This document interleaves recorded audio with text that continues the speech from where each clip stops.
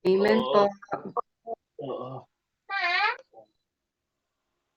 Praise the Lord. So, Panginoon, salamat po Lord sa iyo sa amin pong fellowship. Alam po namin Lord na sa iyong pagbabalik Lord, ito po yung nais mo na madatnan mo kami na kami laging nagtitipon-tipon, nagpapaalalahanan, nagdadalanginan, nagpapalakasan ng iyo po mga salita. Kaya naman Lord, ang banal na Espiritu mo Lord, ang siyang tagapagturo namin sa oras na ito. Pagpalain mo kami ng iyo po mga salita. Dahil ang iyong mga salita, Panginoon, ay totoo po pinagpala mo na. Kami pong makikinig, gawin mo ang isang matabang lupa, Panginoon, na Lord, na meron pong tainga na makikinig, Lord, the ears, Lord, Panginoon, na hindi lamang na marinig namin ang mensahe mo, kundi Lord, na sa tulong mo po, sa biyaya tabag mo sa amin, Panginoon, sa tulong ng banal na Espiritu mo, Lord, na ito po ay amin pong maisagawa. Lord, salamat sa bawat isang makikinig that without any distraction, Lord, with the ministering of your angel, with the covering of your blood. Salamat, Lord, that without any retaliating spirit, God, you are with us in the power of your Holy Spirit. Thank you, Lord. This will be our prayer, Lord, for the word in Jesus' name. Amen and amen. Again po, it's a big privilege for me na makapag-share po sa inyo ng Word of God. Ito po ay meron pong pamagat na ito po ay may pamagat po na God's needs is our obedience. May pangangailangan po si Lord, hindi material na bagay, kundi pagsunod. Alam niyo po ba na lahat po ng nilikha ng Panginoon, kung titingnan po natin, tayo yung pinaka-special. Ano po? Na binigyan tayo ng Panginoon ng tinatawag na freedom. Kalayaan po. Kaya kung titingnan natin, babalikan natin po ang Genesis, si Eva at saka si Adan, binilinan niya ng mga bagay na hindi dapat gawin, pero hindi niya po ginawang robot para sunod-sunuran sa kanya. Ang ginawa po niya, binilinan niya, ito ang hindi dapat gawin, at ito ay magkakasala kayo sa akin. So tayo man po sa ating buhay, meron tayong tinatawag po na kalayaan katulad ng kalayaan ni Eva at saka ni Adan. It's up to us, it's our choice. Kung tayo po ba ay sumusunod o hindi tayo sumusunod. Pero po ito po yung needs ni Lord sa atin. Kasi everything that we have is owned by God. Lahat na ikanya na lahat. Ano po? So wala na siyang pangangailangan pa. Dahil sa kanya nga galing lahat ng bagay, maging ang ating hininga. Pero may isang bagay po na kailangan sa atin si Lord.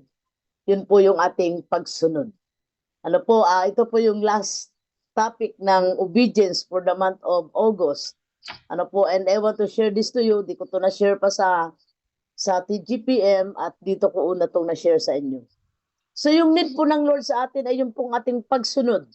Actually po, masaya ang Lord ng nilikha niya po ang buong sangkatauhan. At naglagay po siya ng tinatawag po na palaala. At hanggang sa ngayon, ito po yung salita niya. At kung titingnan po natin, it's all about obedience and disobedience. Sabi po ng Deuteronomy chapter 28, kapag ka ikaw ay sumunod, pagpapalain ka, pag ikaw naman ay sumuway, ay mayroon po nakalaang kaparusahan. Ano po? So, the need of God to us right now is about our obedience. Kung papansinin po natin, kung papansinin po natin ang ating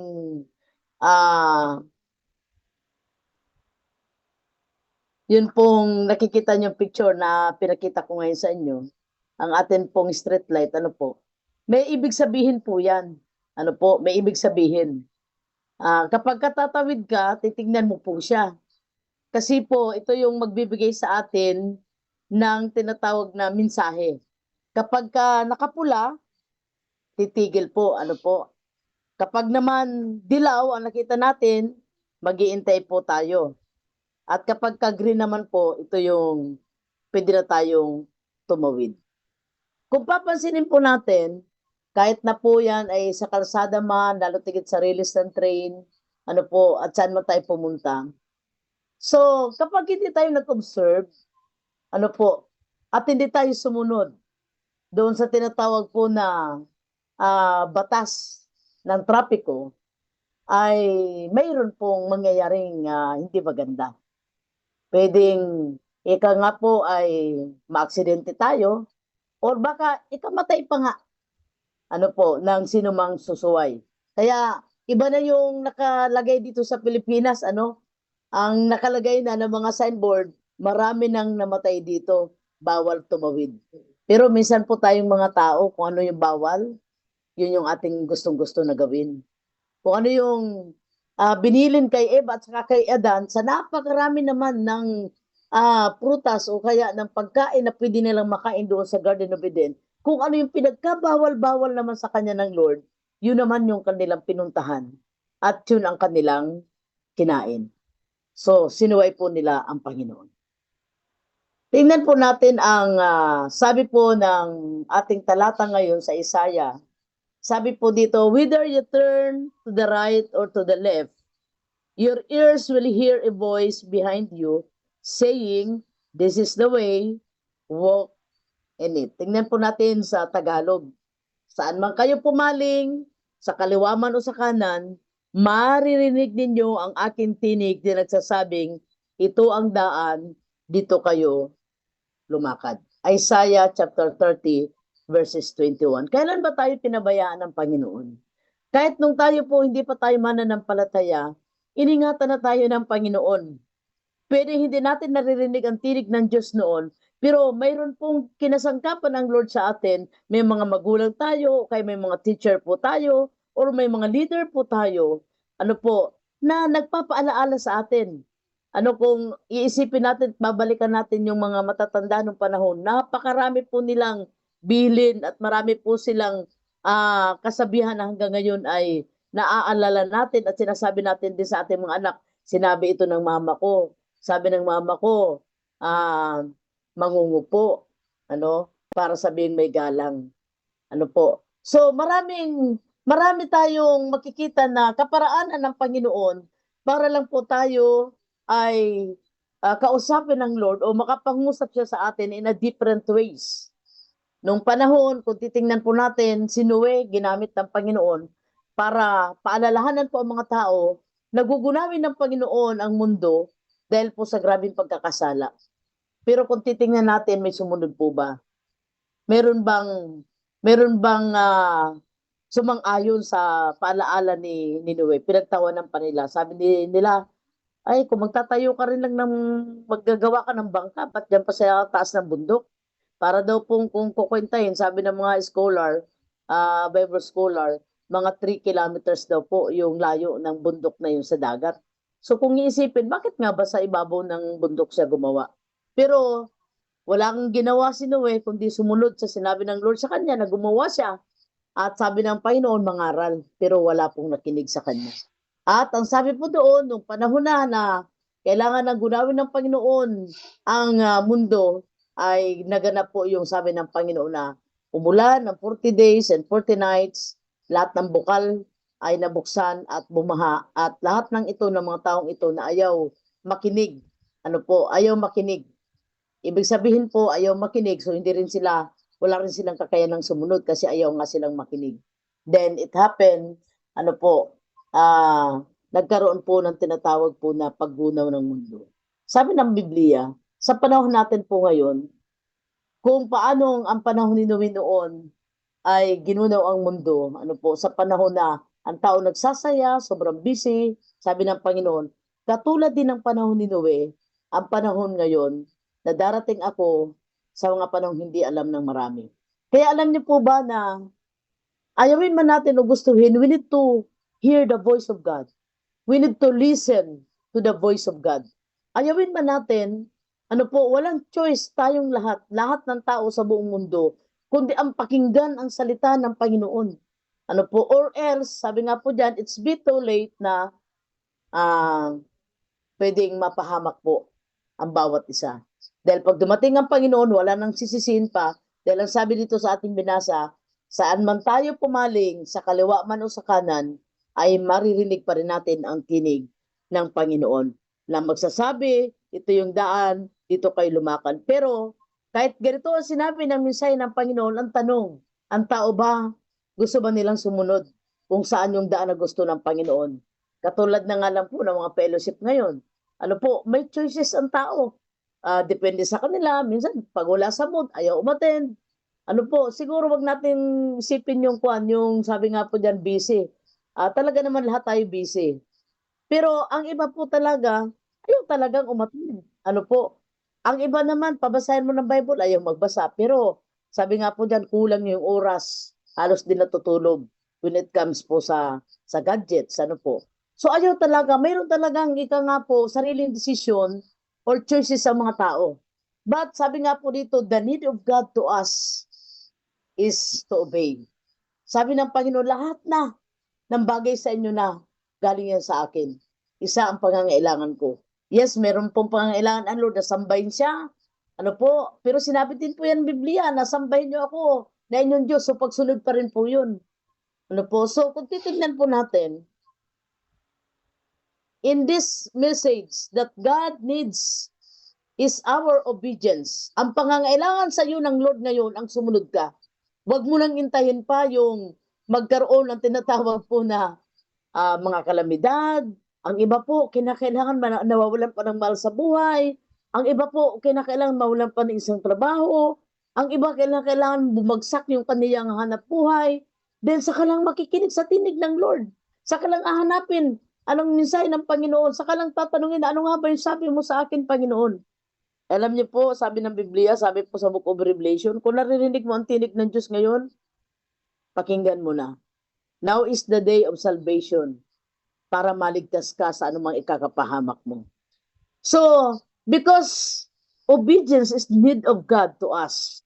Sabi ko nga po kanina, walang choices. So, walang ibinigay sa atin opsyon ng Panginoon, but to obey. Or, sabi nga po dyan, kung ayaw talaga natin sumunod, so ikakapahamak natin po yun. Okay? So, katulad po ng street light, pagka hindi tayo sumunod doon sa binibigay niyang go signal sa atin, ay pwede pong disaster ang aabutin natin. Ano po? So, sabi po dito, as the Lord needs our obedience. Now, number 1 po, give God the full control. Isuko na po natin lahat sa Panginoon. Lahat po sa buhay natin.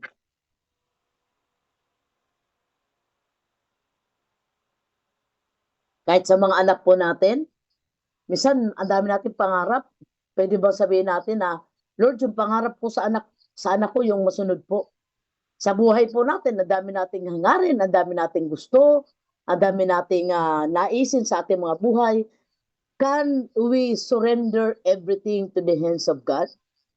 Pwede ba pumunta na tayo dun sa tamang panalangin? Sabi ng Lord, ganito kayo manalangin, Ama, hindi po yung kalooban ko, kundi yung kalooban mo ang mangyari sa akin. Tinatawag natin siyang Panginoon, Panginoon. Tinatawag natin siyang Lord. Tinatawag natin siyang aking Ama. Pero kung titingnan po natin kung siya yung Panginoon ng buhay natin, sino ba talaga nasusunod sa buhay natin? Pagka minsan kailangan natin pumalpak, kinakailangan natin bumagsak, minsan kinakailangan natin na tayo po ay masaktan. Ano po? Para lang biglang babalikan mo yung sarili mo, Lord, sorry, hindi po ako nakasunod. Pinangunahan po kita. Saka lang tayo babalik, Lord, ano nga ba yung kalooban mo sa akin? Kailangan mo na masaktan, kailangan mo na malugi. Mas maganda po, before you decide, ano po, bago ka mag-final decision, ano po, bago ka, ika nga po, mag-finalize sa anumang bagay sa buhay mo, can you submit it to God? Pwede bang sabihin natin, Panginoon, ito po yung nais ko, pero sinasabit ko po sa buhay mo, sa buhay ko. Sinasabit ko po sa iyo yung desisyon ko sa aking buhay. At kung hindi po ito yung gusto mo, hadlangan mo ako. Pero minsan, go muna tayo doon. Ano, minsan, gagawin mo na muna. And then, pagka pumalpak, nasaktan ka, nalugi ka, di ba, na pag nakawang ka ng kaaway, bigla kang babalik sa Lord, Lord, ano po yung kalooban mo? Nangyari na muna sa atin yung ganung bagay. Can we surrender everything to God in the hands of God? Tayo po yung mga prayer warriors of God. Tayo po yung mga mananalangin ng Panginoon. Can we pray the will of God? Panginoon, I pray, Lord, right now about your will. Yung kalooban mo sa asawa ko, yung kalooban mo sa buhay ko, yung kalooban mo sa anak ko, yung kalooban mo sa ministry ko, Lord. Para po wala na pong time waster, para wala nang masasayang na mga pera, wala nang masasayang na panahon. Let us give God full control, of everything. So as we give God the full control of everything, then ipagkatiwala na natin sa Kanya. Pwede po ba na yung pagtitiwala na yun, ay katulad ng isang bata na tutulog siya, wala na siyang pakialam. Basta, ang alam niya, pagising niya bukas, pag gutom siya, kailangan niya kumain.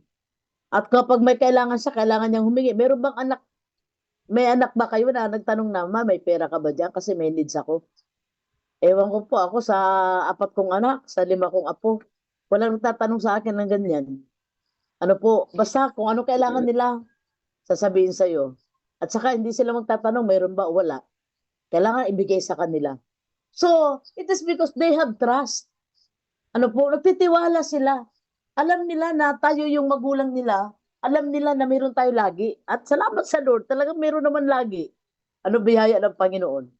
So, ang pananalangin po ay pagtitiwala sa Panginoon. Hindi yung tayo salita lang tayo ng salita tayo ng salita sa prayer, at binabanggit natin yung ating mga panalangin at pangailangan. Hindi po eh. Ibig sabihin po ng panalangin, para bang isang bagay na ibinigay ko sa iyo. At pag naibigay ko na sa iyo yan, hindi ko na pwede bawiin kasi nabigay ko na po sa iyo. Ang tawag po doon ay trust. I entrust unto you everything, Lord. Pinagkakatiwala ko na po yan sa iyo. And then as you trust God, then rest. Pinagkatiwala mo na. So matulog ka na ng mahimbing. Because sabi nga ni David, paggising ko, Panginoon, sa umaga, ako po'y mag-iintay na lamang ng kasagutan mo sa aking mga panalangin. Kaya kanina po, nagpasalamat po ako sa panalangin po ninyo dahil sinagot na po ako ng Panginoon. Nasa fasting kami ngayon, nasa 18 days na po ako about sa Hong Kong and mission, Hong Kong and Macau mission. And nagpe-pray lang po talaga ako silently sa Lord, and thanks God how the Lord answered my prayer. Di ko na po inalaala, matutulog ako ng mahimbing, bahala ka na, Panginoon. Malapit na pong September, pagka September ang flight, September din po kami kukuha ng ticket, mahal na po yun, bahala ka, Lord. Kung gusto mo, mahal yung ticket namin, sa'yo naman magagaling. So, as I trust God, then I rest. Alam niyo po, ilan na po yung mga tao na tumatawag sa akin kasi hindi sila makatulog. Sabi nila, bumili na sila ng sleeping tablet, hindi pa sila makatulog. Sabi nila, lahat ng mga doktor sa gusto nilang puntahan, psychiatrist pa po, pinuntahan nila. Psychologist, pinuntahan po nila. Lahat na ng mga doctors, pero still di sila makatulog. Sabi ko sa kanila, ano ba yung iniisip mo at dinadala mo, na kahit nakahiga ka na iniisip mo pa rin? Dahilan para hindi ka na makatulog, dahilan na para nagkakaroon ka na ng insomnia. Sabi niya, hindi na, wala naman po yung kung iniisip, imposible, may iniisip ka. So, ano man yung bagay na yan, iniisip mo ngayon, kapatid, ikaw na nakikinig. Can you trust God? Pwede bang pagtiwalaan mo ang Lord? Pwede mo ba siyang pagtiwalaan na, Lord, hindi ko na to kaya, hindi ko alam kung anong gagawin ko, sa'yo na to. And as you trust God, huwag mo nang iisipin pa, huwag mo nang aalalahanin pa para makapahinga ka. Alam niyo po na mahalata mo sa isang tao na may tiwala sa Diyos, yun yung taong nakakapahinga po siya. Kita niyo po yung litrato tong bata. Nakanganga, tulo ang laway, sarap ng tulog. Bakit? Ito yung tao na grabe ang tiwala sa Lord. Mayroong kapahingahan sa isipan, may kapahingahan sa puso. Ang tiwala niya sa Lord na, Lord, bahala ka na. Let your will be done. Amen? So, balik na rin natin. No rest sa isang tao because no trust in God. Kaya walang pahinga, kaisipan at pag-aalala sa isang tao kasi wala siyang pagtitiwala sa Panginoon. So, piliin natin ngayon. Alin ang gusto natin? Ibigay mo na lang yan kay Lord. Ipagkatiwala mo na lang kay Lord. Kaya nga meron tayong prayer warriors eh. Kinukulikta nga yung mga prayer request natin para pag nabigay na natin kay Lord, then, ibig sabihin, nagtiwala ka na si Lord ang bahala. Kapag hindi sinagot ng Lord, ikapapahamak natin. Hindi natin ikabubuti. Kapag intay mo na, so mag-intay ka lang. Kapag yes, Praise the Lord. Kalooban niya ng Panginoon. Amen? So, another thing is, allow God to make an action. Alam niyo po, God wants us to depend on Him totally. Not 80%, not 99.9%. We need to depend on Him totally. Do not depend to your work. Do not depend to your salary. Do not depend to people. Do not depend to your spouses. Do not depend to your children or to your family. Depend on God. Depend on God that God is in action. Hindi lang si Lord nakikinig. May ginagawa po ang Panginoon. Sabi ko nga po sa inyo, as we wait, the Lord is working. As you are waiting, the Lord is working. So allow God to make an action. Ano po? He wants you to depend on Him totally. Because God is reliable and He will never fail us. Kailanman hindi tayo pinabayaan ni Lord. Kailanman hindi tayo bibiguin ng Lord. Kailanman hindi tayo aabandonahin ng Panginoon, mga kapatid. Tandaan po natin yan. So allow God. Tama na po yan. Minsan pagod ka na. Lahat na ng magagawa mo, ginawa mo na. Pero minsan bigo ka pa rin. Nasasaktan ka pag umaakit. Hallelujah. Thanks God. Hallelujah. So allow God to make an action. Lord, napagkatiwala ko na po yan sa'yo. Then ikaw na po ang kikilos. Panginoon, ikaw na po Lord ang bahala. Hallelujah. And then another thing is, prayer is fully depending on God. Okay? God is a God of action. Ano po? God is a God of action and involvement. Alam niyo po ba na ang Panginoon ang nangingialam sa buhay natin? Pinakikialaman ni Lord lahat sa buhay natin, actually. Ano po? So as we pray and as we fully depend on Him, then involved na si Lord sa buhay natin. Pinagkatiwala mo ang anak mo, involved na si Lord sa buhay ng anak mo. Ano po? May gagawin na po ang Lord na aksyon.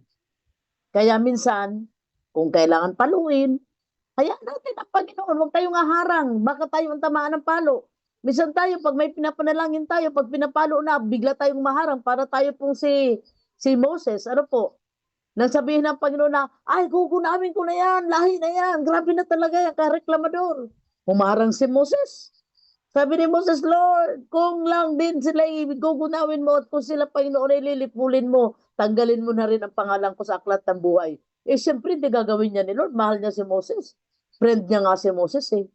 Marami nga siyang mga sikretong kay Moses niya sinasabi na hindi niya sinabi sa iba. So, humarang si Moses. Oh, dahil humarang siya, anong nangyari? Siya din yung napikon sa mga taong yun. Napikon siya doon sa mga taong yun. Anong sabi doon?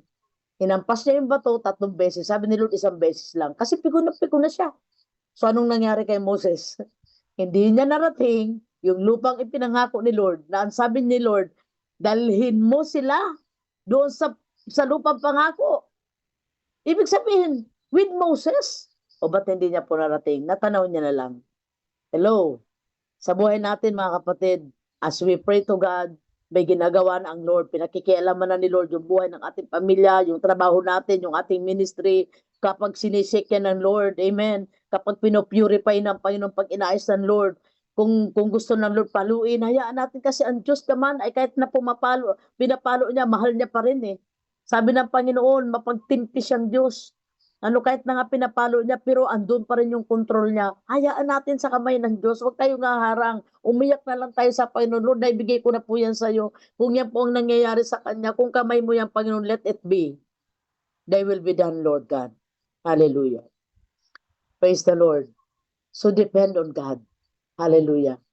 And number 2 po, let God's voice be the loudest you hear. Then recognize His voice. Sana sa oras na ito, sa panahon na ito, napakaingay po ng mundo. Sobrang ingay po ng mundo. Ang ingay po ng mundo ay ingay ng sumpa at lahat ng mga negatibong bagay.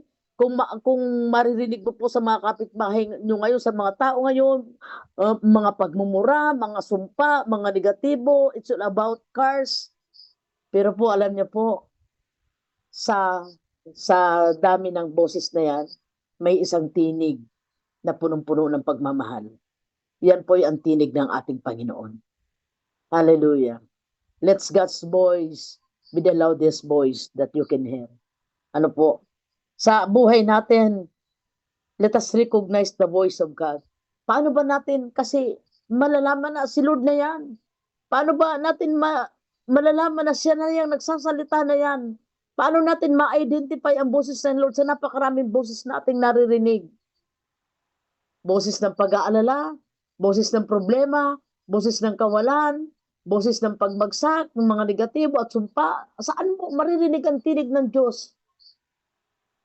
Sa napakaraming tinig na natin pong naririnig. Paano natin maririnig? How can we recognize the voice of God? Ano po? For this very noisy word. Letter A, check your frequency. Alam niyo po, para yung communication maging maayos, yung frequency dapat maayos. Kaya nga, minsan tayo kapag walang signal ang sa kwarto natin, pag may kausap tayo, di natin maintindihan, lalabas tayo para makakuha tayo ng tamang signal. Hello? So let us check our frequency. Find God's frequency.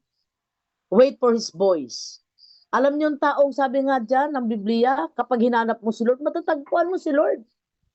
Kaya kung gusto mo talaga marinig ang tinig ng Lord, maririnig mo talaga ang tinig ng Panginoon. Hindi pwedeng ipagkait niya yun sa'yo. Wala namang respector si Lord. Lahat naman tayo pantay-pantay sa Kanya. Kung naririnig po ng mga unang Bible character natin, naririnig nila Jeremiah, nila Isaiah, ang tinig ng Panginoon. Hallelujah. Still, God is the same. Nangungusap siya noon, mangungusap siya ngayon. Ayusin mo lang po yung signal ng puso mo. Baka wrong focus. Baka mayroong hindi okay. Baka may nakabara. Baka kaya di mo naririnig. Walang signal. Ibig sabihin, hindi makakunik ang heart mo kay Lord. Hello po. Hallelujah. And other one, letter B, for you to hear the voice of God, for you to recognize His voice. Sabi ng Panginoon, tanong niya ngayon, are you expecting to hear from God? Baka kaya hindi mo naririnig ang tinig ng Panginoon kasi hindi ka naman talaga nag-expect. Maraming tao ngayon, pagising niya, trabaho, pag-uwi niya, tulog. Maraming yung tao na pag may problema lang, saka lang iiyak sa Lord. Ano po? Kilala tayo ng Panginoon. Pag grabing tindi ng problema, grabing tindi ng iyak. Pero kapag wala naman talagang problema, minsan we are not seeking God. Minsan din natin kailangan talaga ang Lord. Minsan, ang prayer natin para bang relax. Kaya minsan, the Lord allowed us problems. Pinapaintulot niya na lang para we are so close kapag may problema tayo sa Kanya. Sana hindi ganun, ano po? Sana kahit na wala tayong problema at wala tayo doon sa bagyo ng buhay, sana ini-expect pa rin natin, marinig natin ang tinig na, Lord, speak out to me. Panginoon, magsalita ka, ako po'y makikinig sa iyo. Don't stop seeking God. Kahit na po sa panahon na maganda ang panahon, sa panahon na maganda ang kalagayan ng ating family, ng ating work, huwag nating intayin na i-check pa tayo ng Diyos. Then saka lang tayo magsasabi, Lord, asan ka? Panginoon, I need you. Kung makasigaw tayo, talagang gusto natin butasin na itong ulap at makarating yung tinig natin, ganon. Pero tandaan po natin, manatili tayo doon sa puso na palagi pa rin naghahanap sa Panginoon, nag-aasam sa Lord, at handang makinig sa Panginoon, with or without problem of life. So expect, that the Lord will continue, speak out to your heart, not just the time that you have a full problem, may bagyo, no, kahit na po sa panahon ng ating spending time. Let the Lord speak out to us. Kahit tayo nagbabasa lang ng Biblia, let the Lord speak out to us. Letter C, turn on your receiver. Ibig sabihin, yung iyo pong heart, Jeremiah 29:13. Babasahin ko po sa Tagalog. Kapag hinanap ninyo ako, ako'y inyong matatagpuan kung buong puso ninyo akong hahanapin. So turn i-turn on natin yung ating receiver. Ano po? Ibig sabihin, Panginoon, ito po ako. Panginoon, listening. Speak out, Lord God.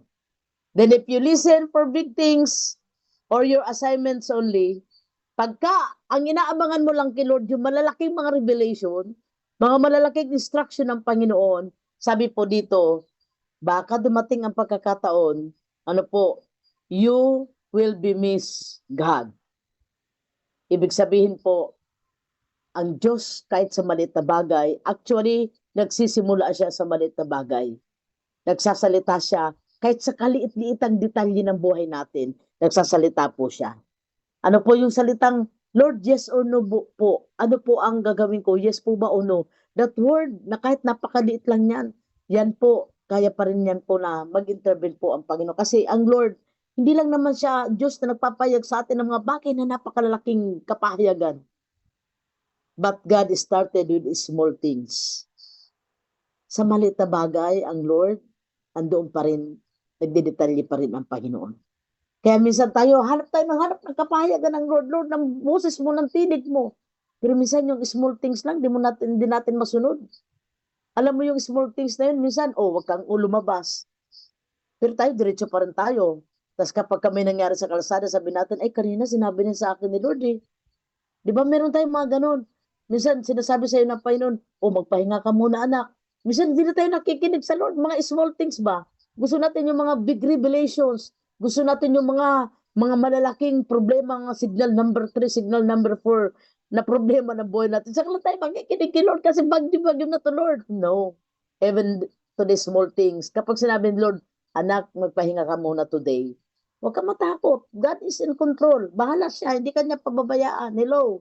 Pero minsan, sa totoo lang, sa maliliit na bagay tayo nagkakasala.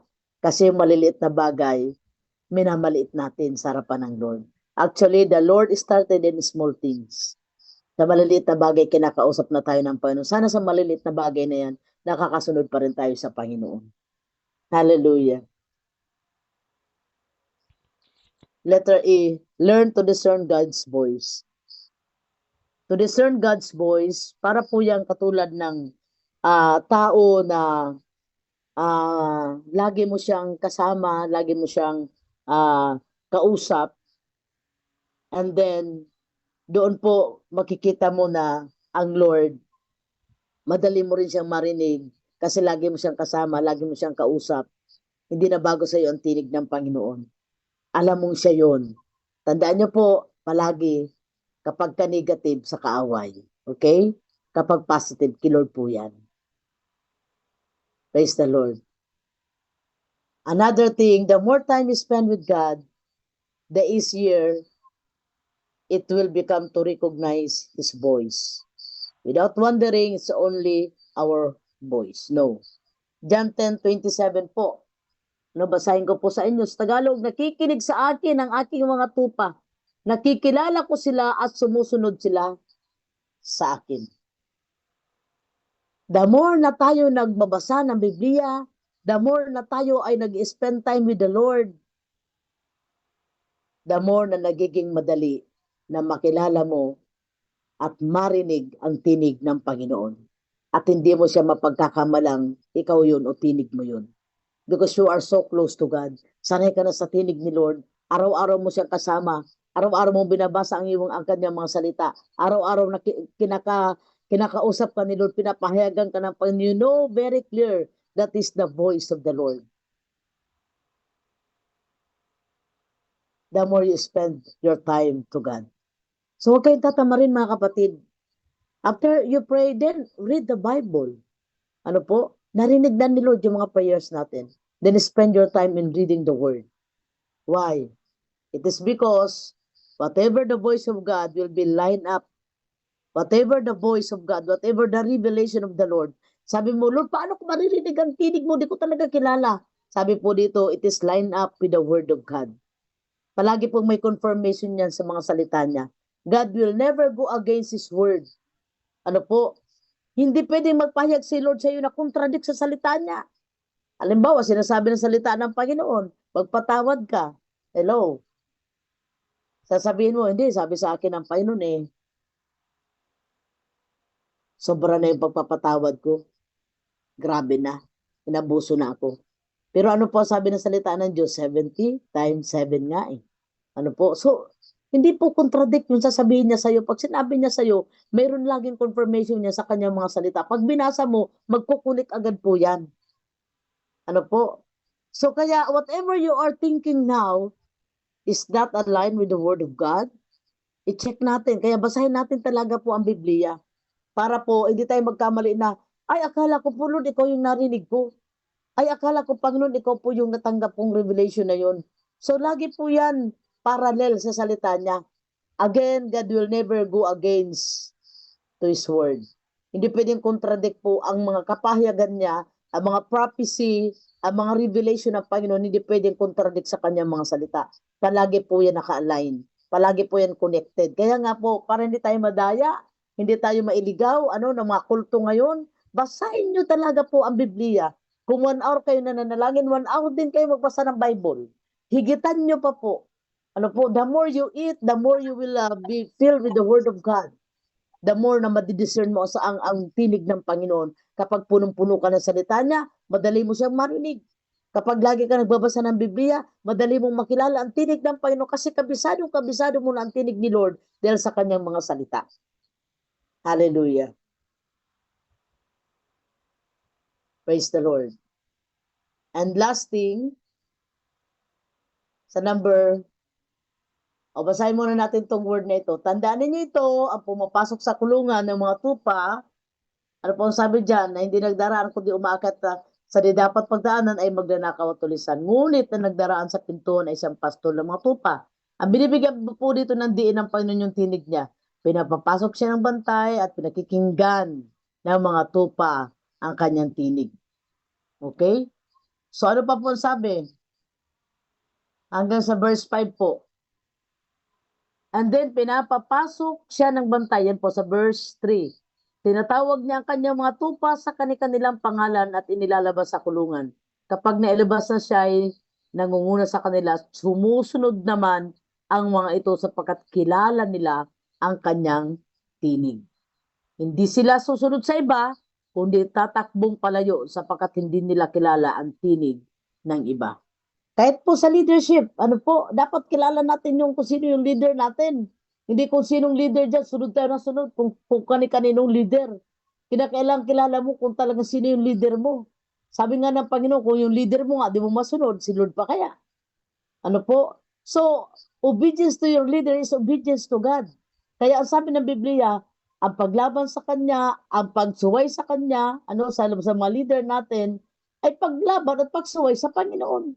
Kaya minsan hinanap mo, Lord, magsalita ka sa akin in audible voice. Praise God. May the Lord speak out to you through His audible voice. Pero kung yung tinig nga mismo ng leader mo, hindi mo kayang masunod, masasabi mo kaya na susunod mo ang Panginoon.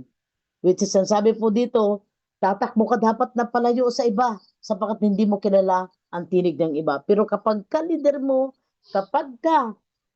leader mo, susundin mo kasi kilala mo siya. Ibig sabihin siya yung ginagamit sa'yo ng Panginoon. Anong ibig sabihin po? Not only the Word of God, even the godly leaders. Amen. Ginagamit ng Panginoon, even preaching, even teachings. Hallelujah. Ginagamit ng Panginoon na tinig niya sa atin para tayo po'y kanyang kausapin at kaugnayin. At ang kailangan lang natin po tayo ay makasunod. Amen. Ang sabi dito, kilala natin ang tinig ng Panginoon at sumusunod tayo sa Kanya kasi kilala natin ang tinig niya. Praise the Lord. John 10:27, nakikinig sa akin ang aking mga tupa, nakikilala ko sila at sumusunod sila sa akin. Alam niyo po, yung mga taong obedient, yun yung kilala ng Panginoon. Ay yun pala yung sinasabi ng Matthew, pagdating mo sa harapan ng Lord, di ba sabi ng Matthew 24 and 25, sabi po doon, sabi ni Lord, I don't know you. Baka po ito yung mga taong sumuway. Baka po ito yung mga taong hindi sumunod. Nakapakinig lang pero hindi po talaga sumunod. Sabi nga po dyan, be a doer of the word. Not only a hearer of the word. Ang dami na natin preaching na narinig. Ang dami na nating nabasa sa Biblia. Ang kulang na lang po ay pagsunod. Alam niyo po, kung i-apply natin lahat ng ating narinig at natutunan, lahat tayo pupunta na ng langit. Kung i-apply natin, kung ngayon wala na mga pastor na mga ngaral, kung ang Biblia ay pagbabawal na po sa atin ngayon, kung saan tayong lugar, mayroon na tayo sa puso natin salita ng Diyos. At kung susundin na lang po natin ito, lahat po tayo papunta ng langit. At hindi sa atin sasabihin ng Panginoon na hindi kita kilala, I don't know you. Kasi sabi ng John 10:27, nakikinig sila sa akin. Nakikilala ko sila dahil sumusunod sila sa akin. Alam niyo po, yung mga taong obedient, yun po yung kilala ng Lord. Pero kung masuwayin ka, hello, hindi ka kikilalanin ng Panginoon. Yun po yung nasabi ng John 10:27. Hallelujah. So po, dadako tayo sa pinaka-last, number 3, hearing from Him. Alam niyo po, ayawin man natin, sabi ko sa introduction kanina, ayawin man natin o gustuhin, may tinig tayo maririnig, kaliwa man o sa kanan. Kakausapin at kakausapin tayo ng Panginoon. Ano po? So, there is a price. Anong ibig sabihin po? Spend your time. Spend your time to listen. Spend your time to read the Word of God. Spend your time to listen to the preachings and teachings. Hallelujah. There is a price, ano po, to hear from the Lord. Sabi nga po doon, naglaan ng oras po si Samuel. Nang sabi niya, hinintay niya uli na siya tawagin ng Panginoon. Hindi natin alam kung anong oras na ba yun. Bata pa siya, dapat matutulog na siya. 3 beses niya narinig ang tinig ng Lord. Naghintay talaga siya. Hello. Tayo minsan, hindi pa natin natatanggap yung revelation. Lord, tutulog na ako, hindi ko na kaya. Bahala ka na kung ano man ang mensahe mo sa akin. Alam niyo po, ang ganda nung kay Jacob, kahit si Jacob ay deceiver, mandaraya siya. Pero because of that attitude, he wrestled with God. Sabi niya, unless you bless me, I will not let you go. Ang sarap po makipag-wrestle po sa Lord na sabi natin, Lord, kausapin mo ako, mangusap ka sa akin, kaugnayin mo ako. Sabihin mo sa akin kung anong dapat kong gawin. Hindi ako titiki, Lord. Pwede naman po yun mangyari, magpa-fasting ka pa. Minsan hindi ka matutulog. Gusto mo lang, iniintay mo ang tinig ng Panginoon. There is always a price to pay. Ibig sabihin po, hindi pwedeng, hindi ka naman naglalaan ng panahon. Sabi ko nga po sa inyo, let your frequency be restored. Ano po? Dapat, mayroon din tayong, mayroon tayong tinatawag po na, inilalaan na panahon sa Panginoon. Nag-i-effort din po tayo. Hello? Naglalaan din tayo ng oras. 24 hours. Everyday binibigay sa atin ng Lord. Ilang oras ba yung kay Lord doon? Kung ililista niyo po, pagising niyo sa umaga, anong ginagawa niyo hanggang maghapon, hanggang matulog kayo? Asan yung para kay Lord? Kaya nga po may curriculum tayo eh. Ibig sabihin ng curriculum, tinuturuan kayo magbigay ng tithes of time. Ibig sabihin, pwede ba yung 2 hours and 40 minutes ibigay mo kay Lord?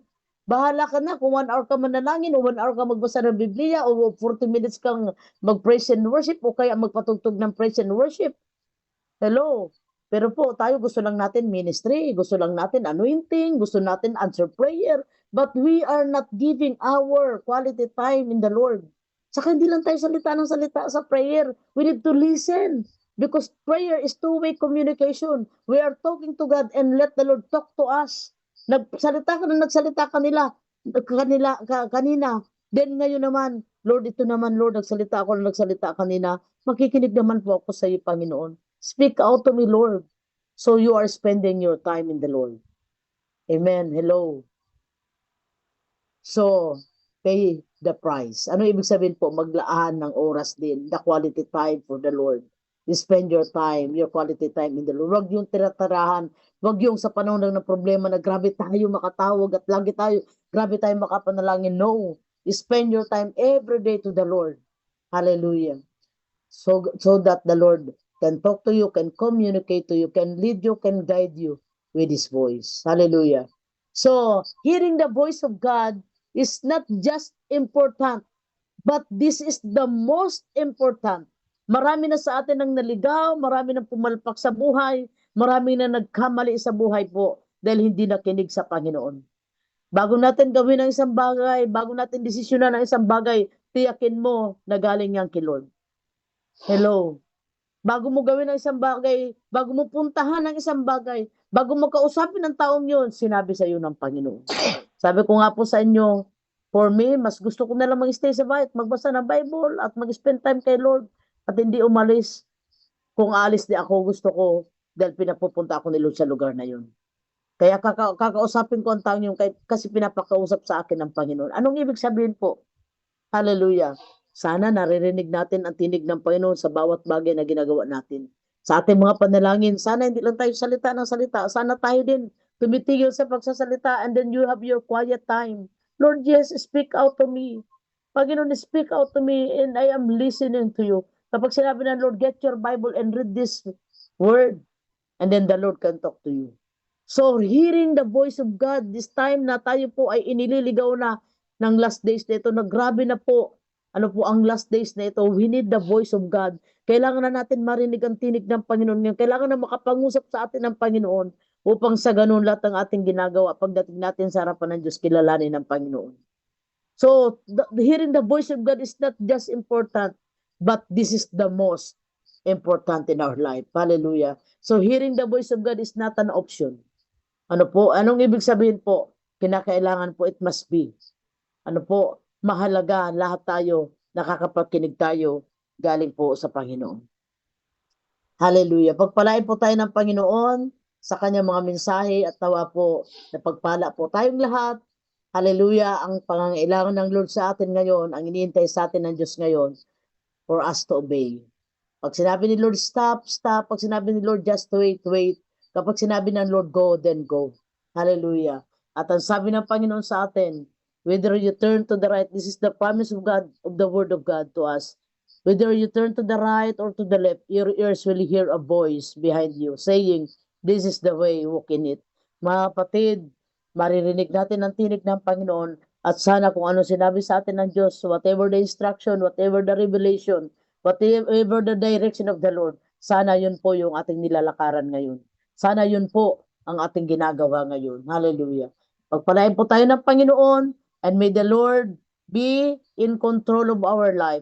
Surrender everything to God at hingin natin, Lord, ano yung will mo? Lord, lead me. Panginoon, bless me. Oh God, guide me with your voice. Speak out to me. And it is the Holy Spirit that will help us. It is the Holy Spirit that will bless our heart for us to hear from the Lord. And may the Lord bless us right now. Nalagyan tayo ng isang puso, bagong puso na masunurin, bagong puso na gagawin ang nais ng Lord at kalooban ng Panginoon sa ating mga buhay. Upang sa ganun, tama na po yung mga sayang na panahon, tama na po yung mga hirap sa buhay, tama na po yung mga agony sa buhay natin. Upang sa ganun, sabi nga po ng Lord, our life will be blessed. Upang ang journey natin, magtatapos po doon sa tinatawag po na well done po tayo sa harapan ng Lord.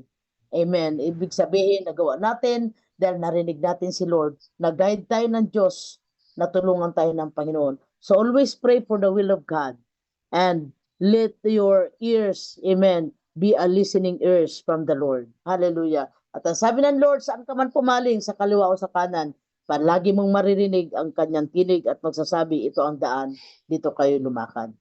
I declare and I pray right now to every one of you, hallelujah, a changed heart, a new heart, an obedient heart to everyone. Siluhan nawa ng Panginoon ang kanyang kapangyarihan, ang kanyang mga salita, at sa kanya po ang lahat ng papuri, kapasalamatan, kaluwalhatian sa oras na ito.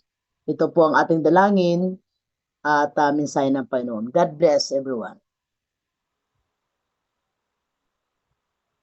Salamat po. Amen. Glory to God po sa buhay ninyo, Pastor Ruth.